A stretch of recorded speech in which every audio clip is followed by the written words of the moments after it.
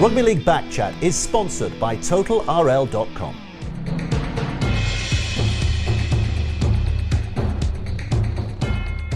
Welcome along to a Rugby League Back Chat. We're here at the Pit Sports Bar in Leeds. And joining us for the debate this week, Matt Shaw is here, the editor of Rugby League World, Phil Caplan, the managing editor of 4020 magazine, and a warm welcome to Andrew Chalmers, the chairman of the Bradford Bulls. Right, like Brexit, the debate over the future of Rugby League seems to have been going on forever, so we'll swap Michel Barnier, David Davis and Boris Johnson for these three fine gentlemen today. Andrew, let's start with you. The meeting tomorrow, which is being billed as a make or break meeting for Rugby League, consider this a net session and you can warm up for it, and we'll sort of we'll bowl a few googlies down at you and see how you play them. But just give us your perspective of how this meeting is going to pan out, what it's all about and what you're looking to get from the meeting as chairman of the Bradford Bulls, and more or less I think fair to say that the front man, the spokesman for the lower league, League One and Championship clubs. I think first of all, probably most of the action's happening before the meeting. So you've got an array of stakeholders all positioning themselves as to where their interests lie and how they want to vote. For example, the Championship and League One clubs met last Friday, and that was so that they could discuss openly the challenges and issues that they saw and how they'd be impacted by the changes that are being proposed. It's important to realise that the Championship and League One clubs originally requested that there be an EGM held because we felt that that was the right environment to consider and discuss because of the importance of the changes. Right, look, the situation is the Super League clubs have got a proposal on the table, and the voting structure is that Super League clubs get two, their vote is worth two, Super League votes count double, your vote counts one, Championship clubs count one, League One clubs count one, and then there's the amateur game. So there's effectively 55 votes, and the Super League clubs are going to get 28 in this system. You could argue that this is going to be one of the interesting things, is one of the Championship clubs, or who will be a Championship club, a Widnes, are going to have two votes as a Championship club, which might actually be quite interesting to see how James Royal and Widnes vote. But anyway, Phil, just give us your take on it from an outsider, because we haven't got all the information that Andrew's got, obviously, and the Super League clubs have got. What's your take on it? Expediency of the worst kind. Culpability on all sides not to be able to get a negotiated settlement in advance. The fact that we're 3 weeks away from the end of this season and we're still talking about what the structures are going to be for next season. I don't think it's about structure. I think we're all blinded to the fact that that'll be the immediate impact on the back of it, but actually it's about who controls finance. It's all about the next television deal, but we haven't got a next television deal yet, so I don't understand how that is playing out. I think the key issues for the sport at the moment are sustainability and strategy, not structure. We've got three areas that we have to address, which are not going to be discussed in this meeting. One is participation, which is falling dramatically. That comes under the RFL. One is profile. We probably are at the lowest ebb we've been for quite some time with how the sport is being projected. To me, that comes under Super League. And then we need to have sustainable profitability. That personally comes from the international game. So you've got three different sectors that have to work together to give us a future, none of which is about the structure for 2019. And another perplexing development, I think I'm right in saying that Toronto and Toulouse don't get a vote. That's correct. Despite the fact that one or even possibly both of them could be in the Super League next because season. they aren't member clubs of the RFL effectively, so which is ludicrous. And Catalans. And Catalans. Sorry, Andrew, good point. So which is crazy, isn't it? Really? It is crazy. I'm with Phil. I think, look, we can talk about structures all day long. I don't think you'll find a perfect structure, and I think we've got to stop trying to find a perfect structure. There is not a perfect one. There are pros and cons in every one. What Phil said, there are a number of issues. One is that the sport is completely disconnected with its fans, who are disillusioned and are giving up on the sport. The fact that we've got so many clubs, a good proportion of clubs that aren't well run, are terribly run in fact. How many clubs are in financial difficulty all the time? That is another massive issue. Those two things in particular, if you don't get them right, the sport will go nowhere. You can have whatever structure you like. And the other thing about the structure is we're going from an 8 system, which has been voted in by the same people that are now going to vote in another structure that clearly hasn't worked. May vote in another structure. But the structure that's being proposed for the top flight is loop fixtures and relegation, which is no different to the structure we've got at the moment. As you called. Well, Andrew it's so eloquently. And not just structure, but obviously funding and how funding will affect the broader game past 2021. Yeah, just, I mean, people may have read Andrew's column, and it's always entertaining and quite often amusing as well, with your own unique way of putting your views across, Andrew. Yeah, but you proposed a structure, didn't you, probably a couple of weeks ago in one of your columns. Just refresh our memories and maybe explain, if people haven't read it, what you were suggesting as the structure that you were looking to as the best one. Well, I think we can sort of talk about structure. I think vision is what's also lacking. You need to have a really clear strategic vision with respect to what you want the game to look like in 10 years' time. Yeah. So what does that mean in 5 years' time? So therefore, what decisions do you make now that help you on that journey? And all of the things of structure and promotion, relegation and funding and how it interlinks with, the pathways and the high performance in the amateur game, they all sit and link together right up to the pointy end. And you can't make these decisions in isolation without having a really, really clear idea of where it is you want to get to. Yeah. That's been lacking. There hasn't been a really clear, articulate vision or direction put forward. In simple terms, the idea that was put out by me was around a structure whereby you had a certain number of teams which were offshore teams, and those offshore teams had a very different basis on which they were played as part of this competition, i.e. around funding and what sort of tenure you might give them, and then you'd have Well, they had to self-fund, basically. in essence, and that's not unusual if you think what happened with the Warriors and the NRL. They're profit centres. The value of the media and TV rights that get generated off the New Zealand Warriors exceed what they get back in terms of their grant by something like 2.5 times. So, when you look at the game and the money that's spent and the allocation of resources, and it fits into what strategy do you want to achieve, how do you want to grow the game, not just internationally but domestically, importantly, grassroots rugby league, how do you grow participation, how do you grow eyeballs, how do you strengthen the base of those League One championship clubs and amateur clubs that all feed into that pathway. It's all got to be put together. But what we talked about was essentially a structure that had a promotion relegation system for the domestic teams. Yeah. So you could strategically choose markets which you would seek to prioritise and grow into. And what was really interesting was there was an article about, obviously, rugby union in the last week that talked about the potential private equity play within rugby union. Well, could you imagine that happening in rugby league? And just to throw a few names out there, an Amazon or a Netflix coming in as a strategic partner and actually buying a share of the competition along with a private equity fund, and then them saying, we'd like to go to Real Madrid or we'd like to go to New York. But is that realistic in the current state of rugby league? Well, you have to think about what does the game look like in the future. Right. It's too easy to say, what does it look like now? But you've got to have a vision and direction. You've got to have a strategy. And that's the problem with this process at the moment, is it's being rushed through at breakneck pace. And I heard very clearly in the meetings with Ian Lenigan and Mr McManus and some of the other owners, where they all felt that the last sets of changes were rushed through on them, and they felt uncomfortable, even though they got a grand bargain and they got a financial compensation at the time of entering into those last arrangements. The problem was you think they're rushing this through. Well, they said at the time that they hadn't really thought through what the ramifications of an eights were. And what we're saying is, look, these are such important decisions. What's the rush? We have a deal for the next 3 years to the end of 2021. There's a funding arrangement in place. There was already a mid-year review by the RFL scheduled. We should take. So you're saying take time and take stock. Is Andrew right?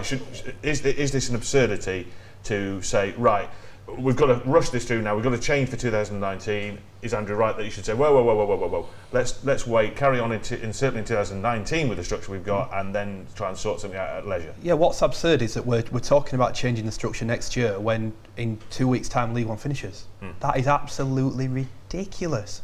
Bradford and York's battle at the top has been one of the highlights of the year for me. Everyone has enjoyed it. We've all been watching how the two go on.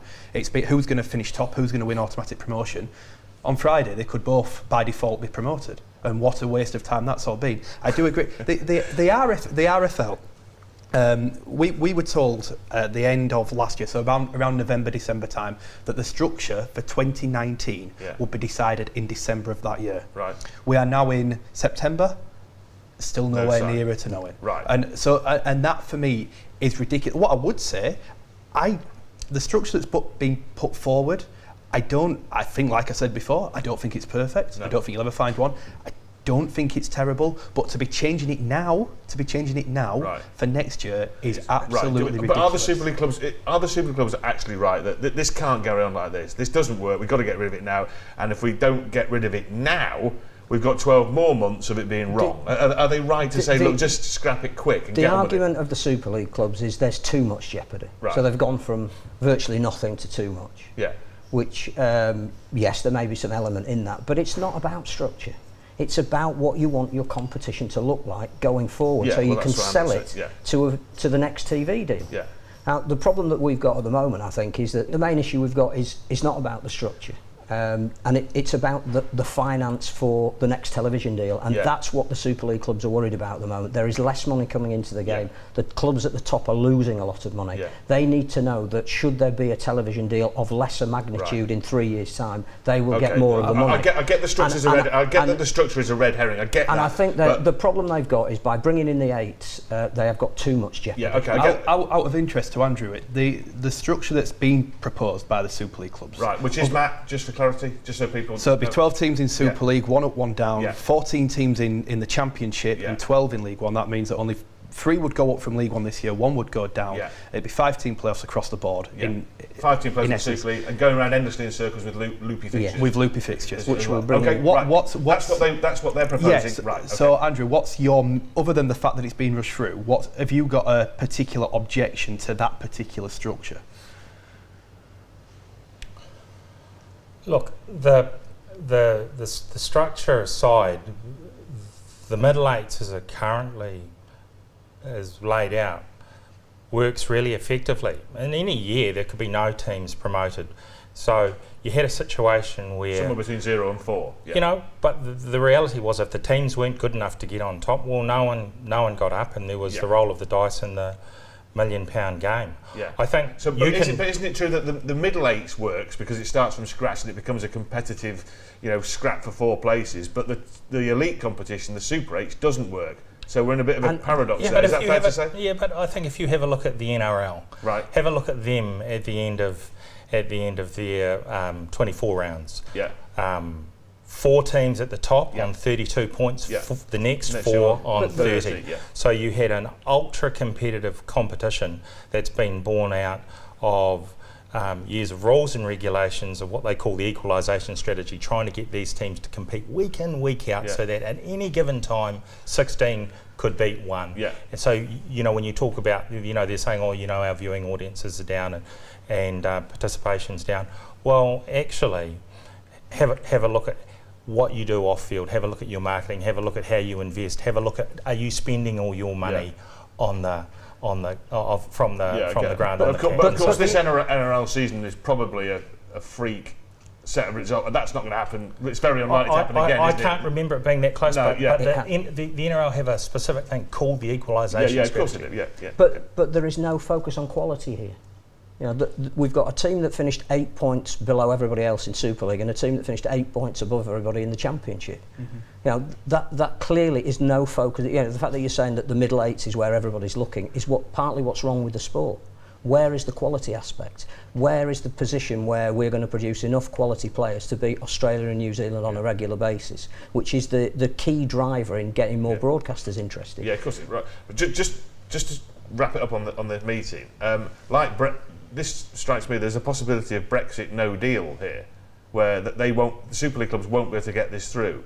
They won't be able to get enough votes through unless they can persuade some of their dual registration partners in the Championship, in essence, to vote with them. What happens, Andrew, if you walk from the meeting tomorrow and there's Brexit no deal and we go around in circles? Well, I understand. Does that mean we stick with what we got? Well, that is the case, but I mean, one of the other options which I've heard mooted, of course, is Slexit. Right. Right, so Slexit. So Slexit, they say, right, we're off. Right, but how quickly can Slexit happen? It won't be March 2019 like Brexit, will it? I think there's a lot of experienced people trying to work out how to exit relationships in the UK to probably give a mountain of advice. But the fact is they're tied into this deal until 2021. And there's also talk that they're tied in longer than that because other documents have been signed beyond that to keep Super League in the same thing. There's a real misconception here. Right. The obligation to play in the qualifiers doesn't end when the TV deal ends. Right. It's in perpetuity. Right, okay. So all you have is the TV deal expiring, and obviously they'll go through the TV and media rights renewal. So how practically can Slexit happen? This is brilliant. This, you've coined something there. This will be used everywhere now, Andrew. Brilliant. So Slexit, what do they have to do? Resign from the league? Well, they'd have to. Right, okay. En masse, all 12 of them? Well, they'd have to. Right. And can that happen, and how quickly could it happen? Well, I don't know. I mean, I'm sure there's, as I said, plenty of people will think about that, but with the players would have the... With the greatest respect as well, we would end up with 12 Super League teams that you might not class as Super League teams. You've got teams then outside of the competition you'd want to get in. Hang on, we've got to take a break here because we're going to come back to this because Slexit has got me really quite excited. Right, okay, we're going to take a break for a couple of minutes. We're going to come back and talk to Matt, Andrew and Phil a little bit more and get into Slexit a bit more here on Rugby League Back Chat.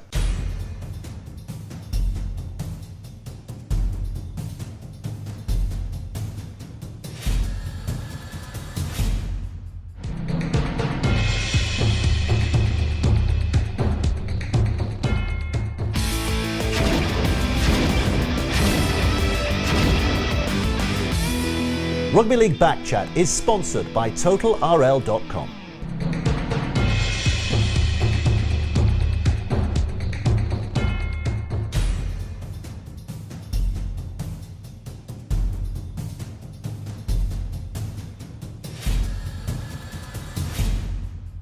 Welcome back to Rugby League Back Chat. We're here at the Pit Sports Bar in Leeds, talking about what's going to happen and what's going to become of Rugby League at tomorrow's meeting. Matt, Andrew rather wonderfully coined the phrase Slexit in our first part there. You know, as a fan of the game and someone who's prominent in the media in the game, is that, would you fear some kind of civil war? You know, on a par with the Super League war that we saw in the 1990s, which was pretty bitter. It's near enough civil war already, isn't it? Look, I've got to be honest. I'm a little bit bored of it. I am a little bit bored of it. I just think the focus needs to be on the field. Right. That's where the product is best. The question I was going to ask Andrew just before I finished: if we get to 2021, the TV deal comes to an end, how will the Championship and League One clubs be funded if Super League pull out of the TV deal, move away? How do the Championship and League One clubs then get the funding to survive? Well, the arrangements that are in place at the moment, i.e. the media rights and commercial rights that exist with the RFL, would form the basis of whatever funding flows through the rest of the game, the non-Super League part. That's what you're going to have. So in the case, for example, the qualifiers is an RFL property. Right. That RFL property would be sold by the RFL, and it would be an income for them to determine what to do with and how to allocate it. Yeah. Well, just to clear, Phil, at the moment, the money is handed out, and Super League clubs want control of that money. And they'll say we'll divvy up to the Championship clubs because the Super League clubs need more money and should have more control over the money. Could Championship clubs and League One clubs be adequately sustained by TV deals if the Super League clubs didn't divvy up? I said we'll do our own rights, you do yours. Is it commercially viable for you clubs at the bottom end of the competition? Well, I think the existing proposal is effectively that where they'll race off and sell what they see as being their new rights. There being a commercial arrangement between the RFL and Super League, and then Championship and League One and any other rights, i.e. the international program and the Challenge Cup, are being sold by the RFL. So I mean, you know, those things are going to tick over and roll on, and people are going to race around and try and commercialise those as best they can. I think what's important is that the way people consume sport and entertainment has changed. Yeah. So as a sport, like any other sport, we have to adjust with it, and we have to adjust with the revenue flows that come with it and how much is available. Those are the realities. You can't divorce yourself. Let's get to the crux of this. You talk about, quite rightly, the previous Super League ARL war that spilled over here. That was about two media barons that wanted to pump a lot of money into the sport. That was worth arguing over. At the moment, we've got an RFL that is £2 million in debt, which will go up when the last payment for the Denver test doesn't arrive. Right.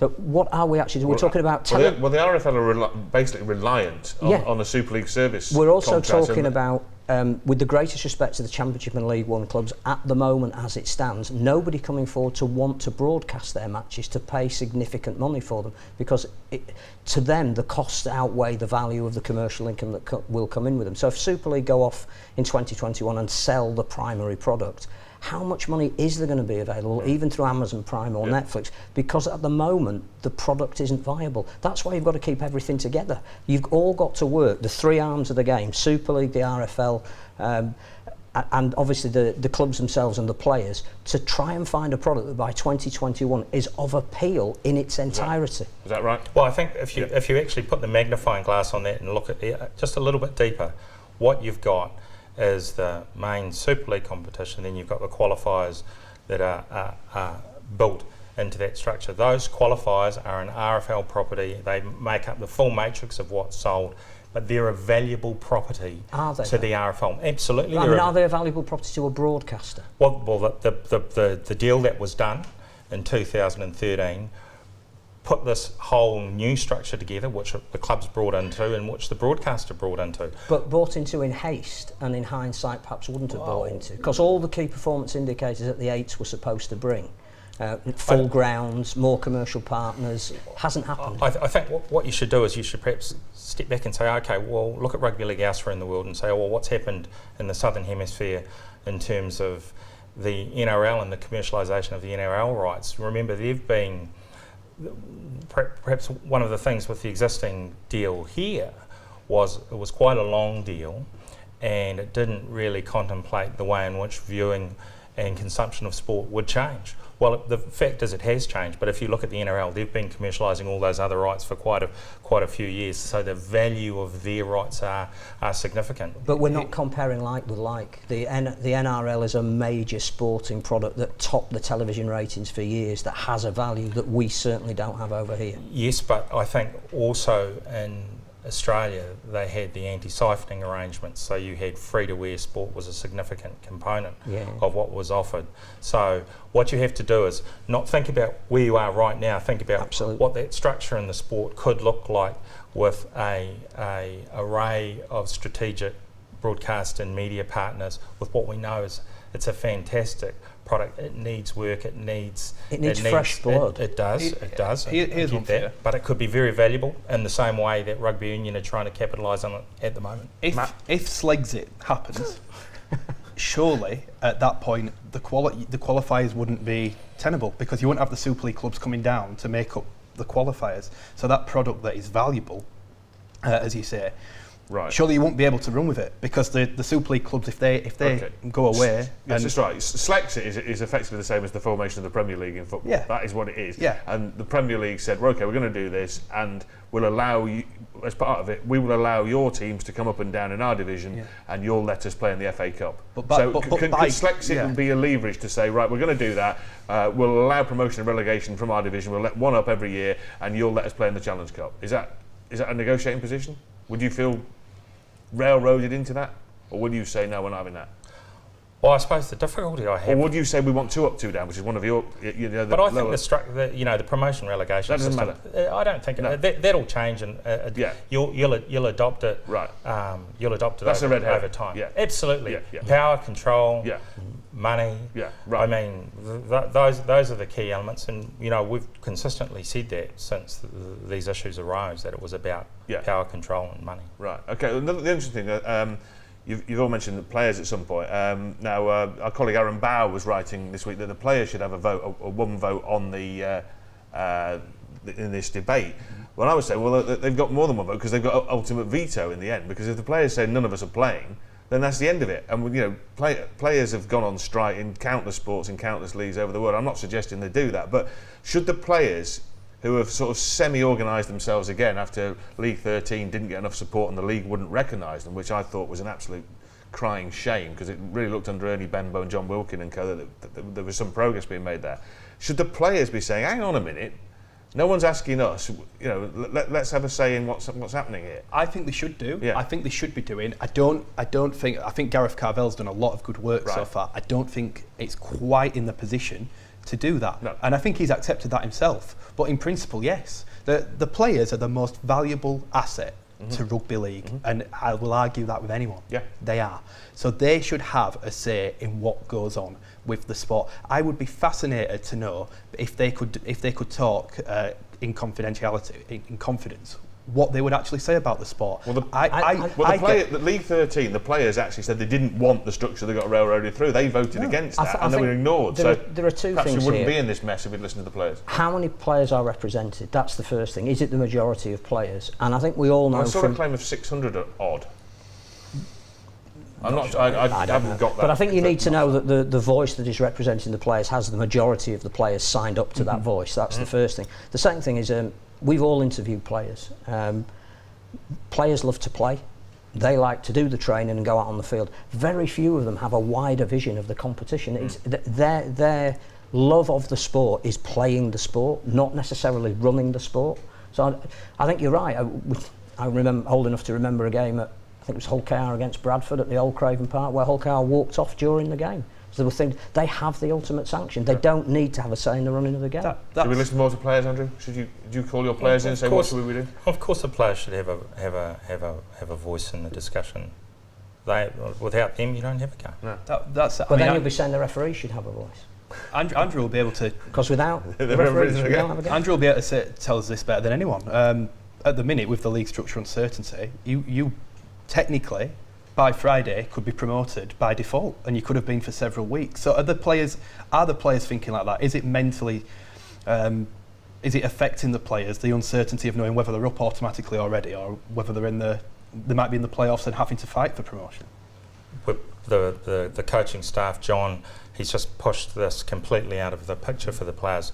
We're focusing on winning every single game we've got left, and on the basis that we remain second, we're planning to play off on the first weekend, the 30th. Yeah. One other point about where the sport is going, and the fact that this vote tomorrow isn't necessarily about the structure for 2019, but the strategy for how we move forward. How do we reconcile Slexit and all the other potential structural options that are being put forward at the moment with news that keeps coming out that Belgrade want to come in, that Dublin want to come in, that we need a second French team in Super League, that New York are still waiting for their appraisal, that the owners of Toronto might be buying a team in London and moving that to Philadelphia. How can we talk about a structure for 2019 and not talk about what we want the sport to look like?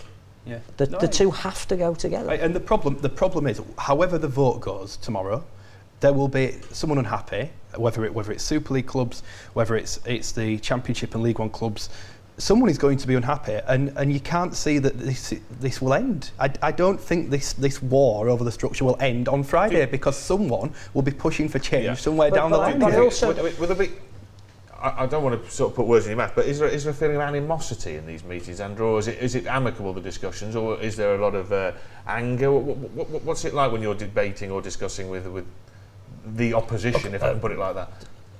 A lot of the Championship and League One clubs, they struggle financially. So all of these changes are of a concern to them individually. They're looking at what could that mean, what are the ramifications, does it make Championship and League One viable? And you've got to remember how this arose. There was a letter written on the 17th of October from Ian Lenigan to the other club chairman, which talked about dissolving League One and Super League clubs deciding on what basis Championship clubs would get funding.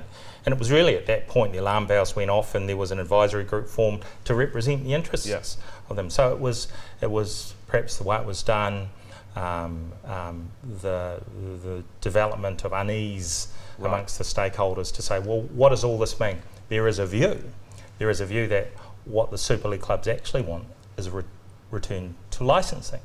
A return to licensing whereby Championship and League One looked like the Queensland Cup or the New South Wales Cup. Right.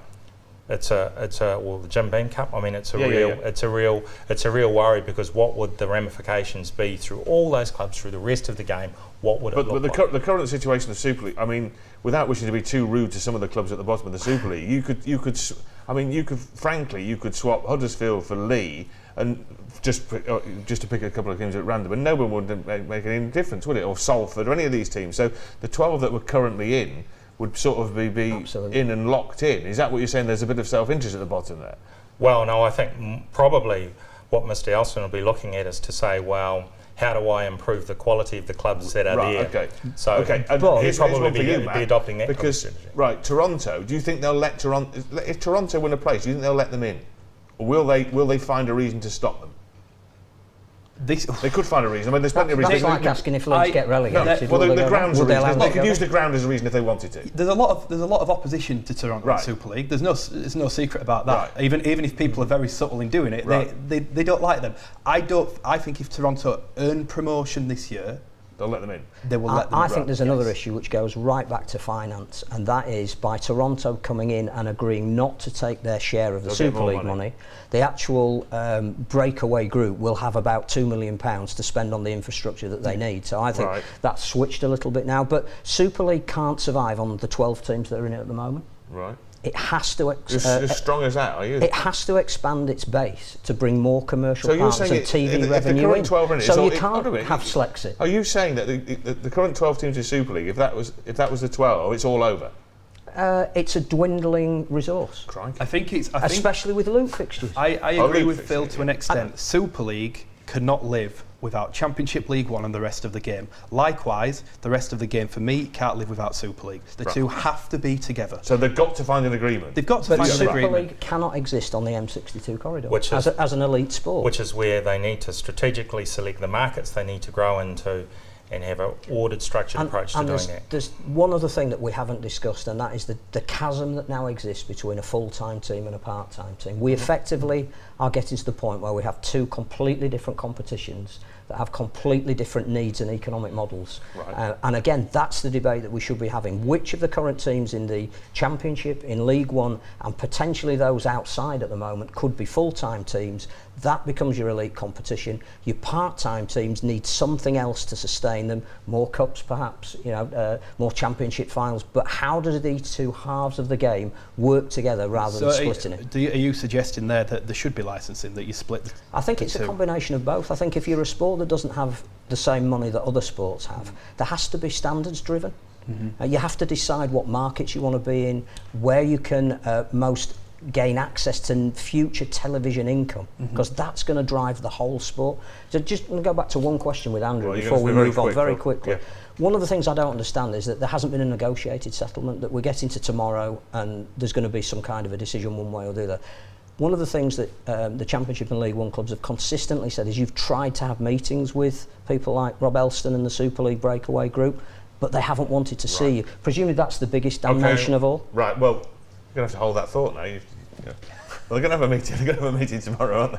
Right. Okay, we're going to be back in a few minutes with more from Rugby League Back Chat, more on the Super League clubs meeting with the League One and Championship clubs, and what's been happening on the field. Maybe some rugby will break out in the last part of Rugby League Back Chat.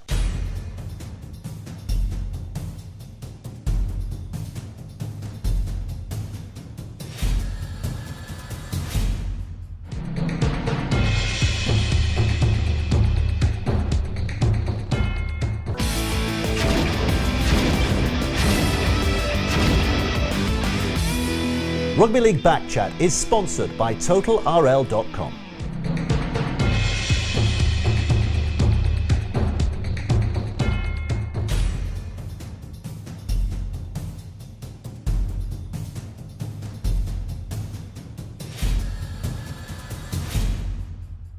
Welcome back to Rugby League Back Chat from the Pit Sports Bar in Leeds. Just before our last break, Phil, you were posing a question. I was. I rudely interrupted you. You were posing a question to Andrew. Just Yeah, I was briefly merely refresh saying, our memory. as a grown-up sport, I can't believe we've got to an EGM tomorrow and not a negotiated settlement. And I know that the Championship and League One clubs have met to have a unified position, and you've tried to get meetings with those who wish to be on the opposing side of the fence. How many times have you actually physically met to discuss all these proposals? Well, look, first off, the Championship and League One clubs have met very regularly amongst themselves to feedback information and to discuss what position as a group we felt was the appropriate one to take. The engagement with Super League through the RFL has been enormously difficult. There's only been one formal meeting, and that was held a couple of weeks ago. And there hasn't been a follow-up meeting since. And it's a concern because very difficult to get a negotiated conclusion, which is what you're suggesting. And I agree that that's the way forward, is discussion and consultation, when you have to put up a proposal whereby there is a clear split amongst the groups to vote on. As you say, there are going to be happy and unhappy people. That's not the way, in my view, to have to resolve such an important discussion. And the RFL and Ralph Rimmer are actually now casting the role of sort of ACAS, aren't they, in between, mediating. But they shouldn't be mediators, they should be leaders. No, exactly. Well, that's right. That's their role, to lead the But game. they're actually acting as mediators here, aren't they? Ralph's going to be in between the two you Well, and trying to is it going sort to of be like Brian Barwick? Or Brian Barwick. Right, when actually, should they not be saying, right, we're going to be doing this and driving the game forward? Look, it's a fair question. Right. The game needs leadership. Right. They're in those positions, and we expect them to do it. Right. Okay. That's the problem, Rod. The governing body isn't governing. Right. How when you get into a position where you allow clubs or whoever, anyone other than the governing body, deciding what's going on with the sport, you're in trouble, because it comes into self-interest, it becomes conflict of interest. Yeah. The governing body has to govern the sport. Right. It's not doing it, and that's why we're where we are. It goes right back to the very beginning, something that Andrew said. There needs to be a 2010 and 5-year plan drawn up by the governing body that is a consultation process. Right. Okay. Right. But let's not talk politics. Let's talk about forget politics. Let's talk about rugby league. Right. This week, Wigan will play Warrington for an epic 5th time, and the good news is there'll probably be a 6th meeting between Wigan and Warrington in the playoffs for just add to the excitement. Wouldn't it be wonderful if they could play 8 or 9 times a season? Right, let's seriously now. The Super 8s is almost finished in the terms of it's going to be St Helens versus Castleford or Warrington and Wigan versus Castleford or Warrington in the semi-final. Right, let's forget that, because as we've all been saying, you've got to park that for weeks and no one's interested. That's the thing, forget that.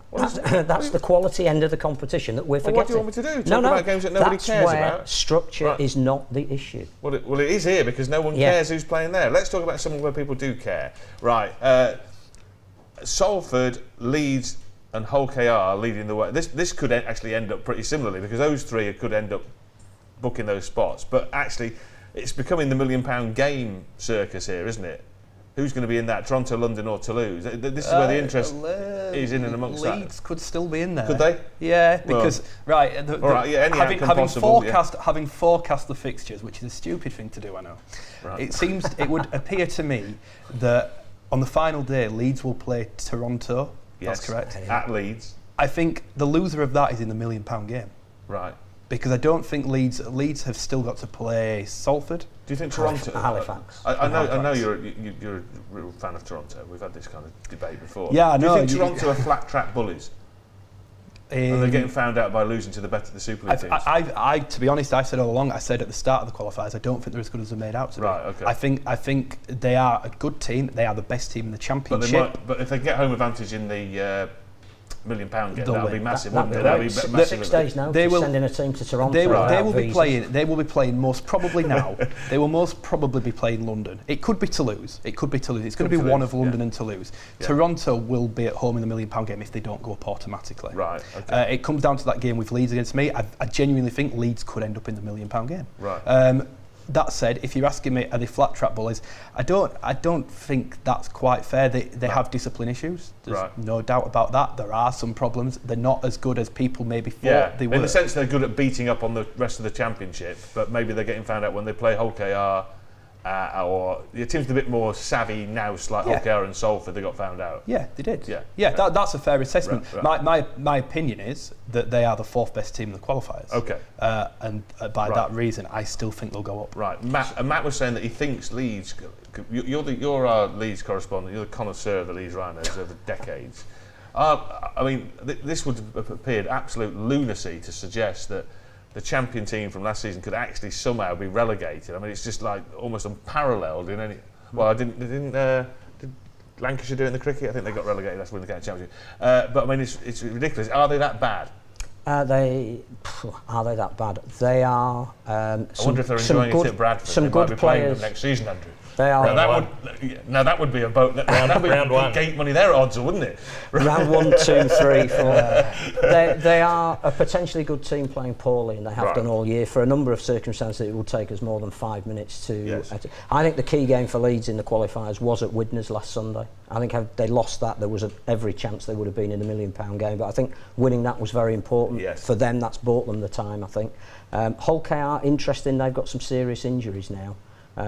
They've lost Adam Quinlan, who has been arguably one of the most underrated players in Super League this year. Justin Carney was coming back and playing the way Justin Carney did was at his best. I think Danny Maguire, Sean Lunt possibly out this weekend. Yeah, but to be fair, Hull KR have played all their hardest matches. Yeah, what I think They've is played Leeds, Salford, and Toronto. And Leeds will be playing Salford tomorrow. Salford without Jackson Hastings, who's been the catalyst for their revival because he's banned. Yeah. So I think that Salford, Leeds, and Hull KR are probably safe. Right. And I think we're looking at £1 million. We've all assumed, I think, from that Widnes will be relegated, and that the £1 million game will involve a combination of either Toronto, London, or Toulouse. A big game for Toulouse this week to keep them in the picture is they have to win in Toronto. It's not so long ago since people were saying that Widnes could do a Leicester City, and they were the Leicester Vikings, and now look at them. I have one worry.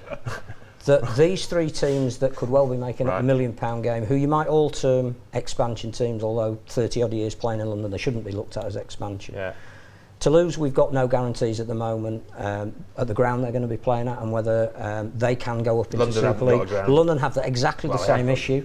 3 weeks away from deciding whether a team's going to be promoted or not. Right. And Toronto, we're still unsure about what the financial sureties will be and whether how can we be building up to a £1 million game? Well, we don't know if any of the teams are. Right, just a quick one on Leeds. I want to ask you this. Yes. Because when they appointed Sir Kevin Sinfield, I likened it to Newcastle appointing Alan Shearer. Was it a mistake to appoint Sir Kevin Sinfield? Could they have gone on? If they'd lost to Widnes, there'd have been a crisis on here. Sir Kevin Sinfield is not the coach. He's been brought in these last few weeks of the season to stabilise the ship. Right. He is going into the senior management of the club, which is the role that he wants. Yes. There was always an intention to bring in a coach. The coach that they wanted is David Firth. Now is the class of 2004 reunited. Right. And you've had to. Change the coach with Jeff Tuvey was in, he brought John Kieran, vastly experienced. Just give us a clue, Andrew, how difficult it is, because you've got to get the coach right and you've got to get recruitment right. So how difficult is that, as an owner or a chairman of a club?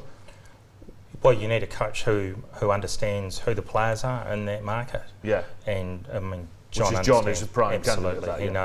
He knows them from Super League through to Championship and League One, so it was a major strategy, major coup for the club to secure John and his services. But it is difficult. It's difficult to recruit the right players. Remember, he only came in December, so much of that recruitment actually had to commence beforehand, and then he's picked that up and tried to get an understanding of what he had to find us where we are now. Yeah, not a bad result when you consider that's from the starting position. So fresh from your nail-biting win at the weekend over West Wales Raiders. Someone's got to come second. When you scraped home, no, seriously. You're in a situation now where you could still finish top because you've got you're 2 points behind, but you've got a massive points difference advantage. So if you can get the points, competition points level, you'll be on top. But by the same token, you could be in the playoffs, and then anything can happen, as we've seen against Workington before. So how are you looking as a club to plan when you don't know if you're in Division A or Division B? Next season. How difficult is that? Seriously. The first thing is we're expecting to be in the playoffs. Right. So you'll be in the right. Okay. I think mathematically you're in it. We're planning on that. We're planning there being no change, and therefore we win on the 30th. We get another roll of the dice the week later. They aren't going to be easy games. They're going to be tough. No. Will it change our approach to recruitment? No. Our recruitment's well advanced. Right. We're busy rolling through that process. Our budgets and our plans were really clear with respect to all of those things. So obviously we're pushing hard to get promoted by winning on the field, not by the stroke of a pen, because that's the way it should be. Fans expect you to. I think the other thing that's been hugely commendable at Bradford, not just this year but over the last 3 years, is the reinvigoration of your junior policy that's really starting to bear fruit as well. And for all clubs, whether they're in Super League, Championship or League One, that has to be part of your viability. Yeah, look, there was plenty of us that said that Bradford should have been put into League One, not in the Championship, with all those points deducted, because that was a pretty unedifying spectacle that season as you sort of spluttered and stuttered and got back. Because being in this bottom division, it's allowed you to really reinvigorate the club. the team's winning, there's a feel-good factor, you're moving in the right direction. Has it, in a strange way, been really beneficial to go rock bottom and say, right, we're going to have to climb the mountain from the bottom here as a club? I think coming in last year in January, if you'd have asked me, should that be the path should follow, I'd have scratched my head and I wouldn't have been certain of that answer. Right. But having been where we are, it is what it is. We just have to make the best. It's great winning, though, Andrew, isn't it? Winning's great, and you feel good about that. Yeah. Winning is good. Yeah. But you know what? That development of the club, rebuilding those blocks, the juniors, the high performance young kids that we've got coming through are absolutely phenomenal. Yeah. When you look, we've got players in the elite England junior sides, and we see the strength and quality of the players coming through.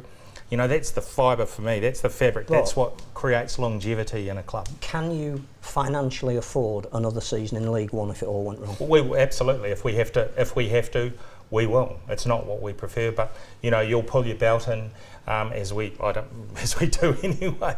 I think people think we're a pretty tight club. Well, the truth is we are, and we have to be. But if you're promoted, how will your budget compare to the likes of Featherstone, Leigh, Halifax, Toulouse, London? Where will your budget be in comparison to them on the playing budget? Featherstone, Leigh, Toronto, did you say? Toronto's a bit of a different Toulouse. Toulouse. Yeah. I mean, you all start to get towards the same sort of level in my mind. You're all in about the same number. I personally think with the strength of our academies, we get better quality of players coming through. You look at our juniors who have come through the ranks. But isn't one of the issues that we've got in the Championship at the moment, which can't be addressed by the EGM tomorrow, is the distribution of funding within that division? That if you come into it on £150,000 and you're playing a team that had a £500,000 parachute payment, before the season even starts, the league table is virtually set. And what we've sadly seen this year is the economic demise of people like Featherstone and Leigh, which the sport can't afford. And of course, the parachute payment is a major problem. It's a major problem that the Championship and League One clubs have raised. So at the moment, you'd roll out of the £1 million game with $750 and potentially another 500 on top. It is an issue. Didn't take long to talk about things off the field. No, moving on to another issue. Well, the fact is that wage bills largely determine the outcome of sports matches in any sport. We know that. And another issue will be they've had to make the top end of the Championship funded more in order to make the middle eight competitive, because otherwise it would be pea shooters v tanks. That's right. And yet you actually really want all the clubs in that division to be funded the same. So it really is a conundrum, isn't it? Which goes back to the NRL. If you all had the same distribution, that would be fair, wouldn't it? Obviously. But the NRL model works, and it has done so effectively this year on the basis of the fact that if you're a salary cap sport, everybody should be the same. Right, but Eddie Hearn says they should scrap the salary cap. Well, maybe that's the answer. Maybe that's the answer here. Eddie Hearn agrees with me. Right, okay, just quickly, we've talked about the promotion of the game and social media. Your streaming is very popular, Andrew, of live matches in League One. Now, people might have seen this. I think you've seen it, Matt. This is a Barrow Raiders. I think it's their official Facebook page, which says from their defeat at Dewsbury at the weekend, 32-12 final score. Certainly the ref won that game. A bewildering refereeing performance. Rugby League deserves better, and there's no one who came to that game today as a first-time watcher who would come back because of that standard of refereeing. What's going on? So on Monday morning, the RFL should have issued a fine notice to Barrow, because that is their official feed. But Barrow aren't the only official feed. This is going on with a lot of clubs. And the Super League clubs as well, mind you. Yeah, we have to get a grip of this. Yeah, let's not bag just Barrow. No, I mean, that's the latest illustration. That's probably the worst I've seen, it's one of the worst. I remember Salford doing something last year. Yeah, I've seen Casper do it this year. I saw Hokiar do it. Former owners of Salford. Don't. Look, it shouldn't happen. It doesn't do anyone any favours, does it? What do they gain from doing that? Does anyone know? It's somebody that's got really annoyed about the outcome of the sports match and has fired off on social media. But we all know when you're begging the referee, if you let the other team get close enough to you where the decision falls on the whistle, well, it's your own fault. All we ask for is consistency in refereeing, and you've got to take the good with the bad. That's it. You mustn't blame the officials. A lot of them are amateur. You think through the game, they need support, they need mentoring, they need resources and funding. Imagine a time when we might spend more money on refereeing than on lawyers arguing out structures, finances, EGMs. Okay. Wouldn't that be a scary thing? On a good note, and I think we need to make sure that the RFL take a close look and a dim view of things on social media that aren't good for the image of the game. Right, that's all we've got time for, I'm afraid, here on Rugby League Back Chat for this week. If you want to find out more about what's going on this channel, www.freesports.tv.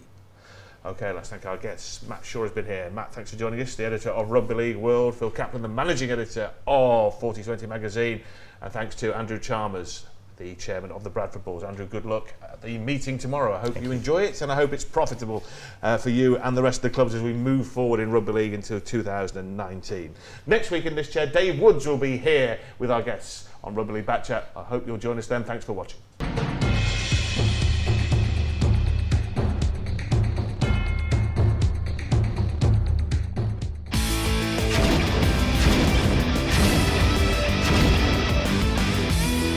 Rugby League Back Chat is sponsored by TotalRL.com.